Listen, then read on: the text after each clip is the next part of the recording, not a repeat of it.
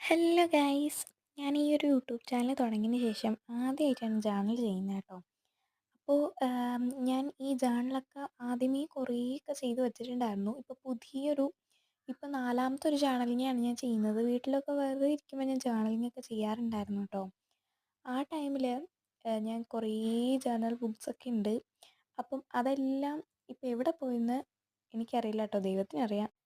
അപ്പോൾ അതിൽ നിന്ന് നാലാമത്തെ ഒരു ജേർണലാണ് കേട്ടോ. ബാക്കിയുള്ളതെല്ലാം ഞാൻ ഉണ്ടാക്കിയാണെങ്കിലും ഇത് ഞാനൊരു പുതിയ നോട്ട്ബുക്ക് എടുത്തിട്ടാണ് ജേർണലിങ് ചെയ്യുന്നത് കേട്ടോ. അപ്പം ഈ ഒരു ജേർണൽ ബുക്കിലുള്ള ജേർണലിങ്സൊക്കെ ഞാൻ അടുത്തൊരു വീഡിയോയിൽ പോസ്റ്റ് ചെയ്തേക്കാം കേട്ടോ. അപ്പോൾ ഇതിൽ ഞാൻ ചെയ്യുന്നതെന്ന് വെച്ചാൽ ഈ ഒരു യൂട്യൂബ് ചാനൽ തുടങ്ങിയതിന് ശേഷം ഞാൻ ജേർണലിങ് ചെയ്യുന്നത്. നിങ്ങൾ ഈ ഒരു യൂട്യൂബ് ചാനൽ ഇടുന്നത് ആദ്യമായിട്ടാണ് കേട്ടോ.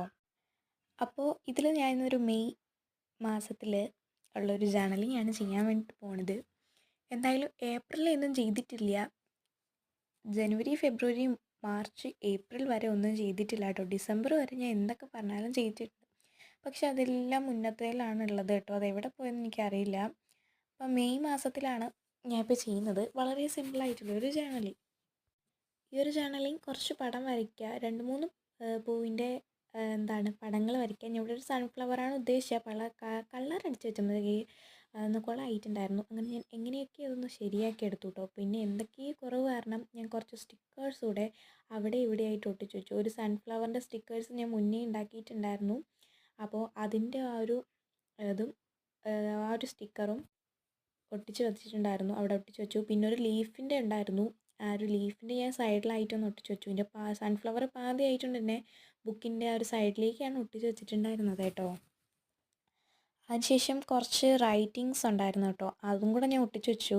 അപ്പോഴാണ് ഞാൻ ഓർത്തത് മെയിൽ കളർ അടിച്ചില്ല എന്ന്. അങ്ങനെ ആ ഒരു മെയ് സ്ഥലത്തായിട്ടൊരു ഗോൾഡൻ കളർ കൊടുത്തതിന് ശേഷം പാതിയുള്ള ബാക്കി വന്ന അകംഭാഗത്തെല്ലാം കൂടി നമ്മുടെ ആഷ് കളർ, ഗ്രേ കളർ കൊടുത്തിട്ടുണ്ട്. പിന്നെ കുറച്ച് ചെറിയ ചെറിയ നോട്ട്സും കൂടെ ഒട്ടിച്ചു കൊടുത്തപ്പോൾ നമ്മുടെ ജേർണൽ റെഡി ആയി ഗൈസ്. അപ്പോൾ ഇത്രയേ ഉള്ളൂ, വളരെ സിമ്പിളാണേ.